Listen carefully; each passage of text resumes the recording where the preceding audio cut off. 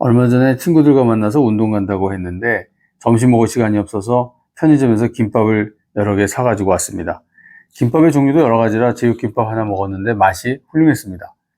그 생각이 나가지고 서너 번 편의점 가서 김밥을 사 먹었던 경험이 있습니다. 매번 생각이 드는 것이 이 편의점 김밥 참 괜찮다라는 것이었습니다.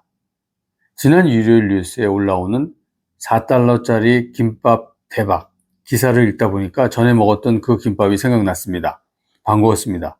미국에서 2주 만에 100만 줄이 넘는 김밥이 매장에서 팔리고 또 품절까지 되었답니다. 신기하고 대단한 것이 여러 가지입니다. 틱톡에 관련 홍보 영상이 1100만 회를 조회했다는 것도 신기했고, 김밥을 미국에서 팔고 있는 트레이더 조라는 한인 유통 매장의 대표도 참 대단하다고 생각했고, 올곳이라는 경북 구미의 바바김밥도 참 대단했습니다. 그리고 다시 한번 한류의 힘에 크게 놀랐습니다.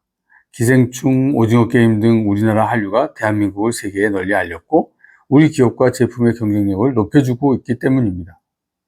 냉동 기술이 없었으면 이러한 김밥을 만들지 못했을 텐데 주변에 이미 사용하는 냉동 기술을 선택을 했고 비건 식품으로 포지셔닝을 했고 트레이더 조라는 한국 김밥을 잘 아는 나름 규모도 있는 유통상을 파트너로 만났고 전자레인지에 땡 한번 하면 먹을 수 있는 편의성이 성공 요인으로 보입니다.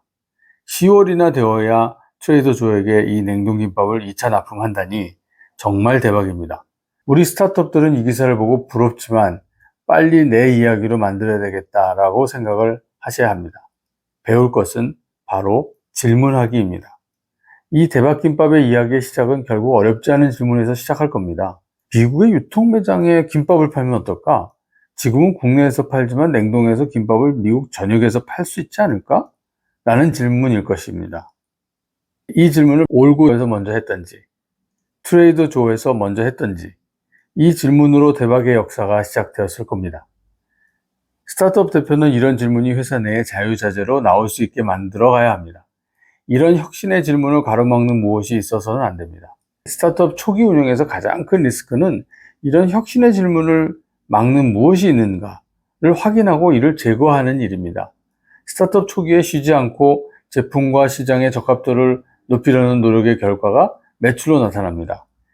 시장과 제품과의 적합도가 높을수록 매출이 지속적으로 발생하니까 계속 이 적합성을 완성해야 되는 상태인데 계속 좋은 질문이 나와야 합니다.